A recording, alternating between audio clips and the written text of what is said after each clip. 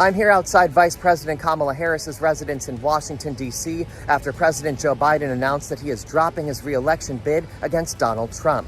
The historic announcement, which came on social media on Sunday, throws an element of chaos into the election just months before voters head to the polls.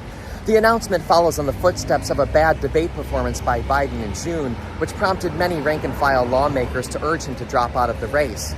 The president plans to see through his term, which ends on January 20th, 2025 at noon. The president has also endorsed Vice President Kamala Harris to take on Trump in November and is urging his party to rally behind her.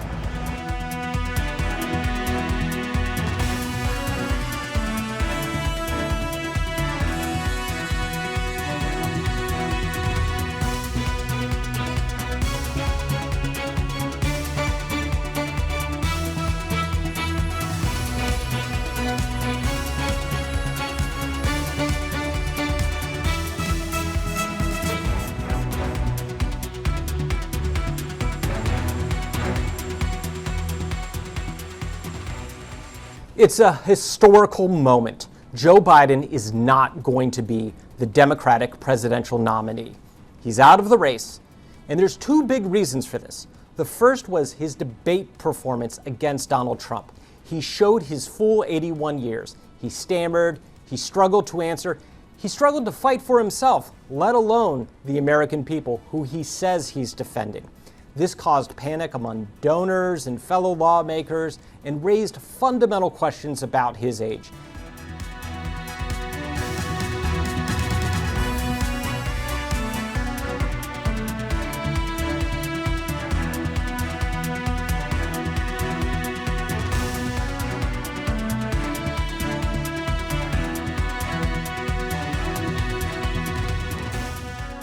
The second major factor in this was the Democrats' own anxiety about beating Trump. They see a second Trump presidency as a danger to democracy, a possible end of the constitutional republic. They look at the ideas floated by Trump on tariffs as making inflation worse. They worry about the debt. They worry about international alliances. They fear Trump. And that overriding fear of Trump is what compelled them to say they needed another candidate for president.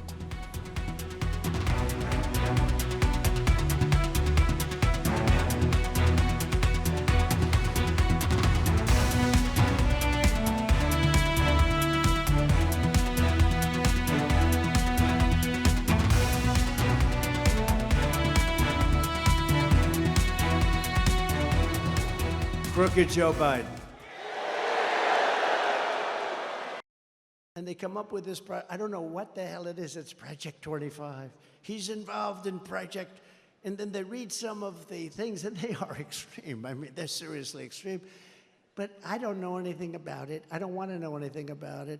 But what they do is misinformation and disinformation, and they keep saying, he's a threat to democracy. I'm saying, what the hell did I do for democracy? Last week, I took a bullet for democracy. What did I do against democracy?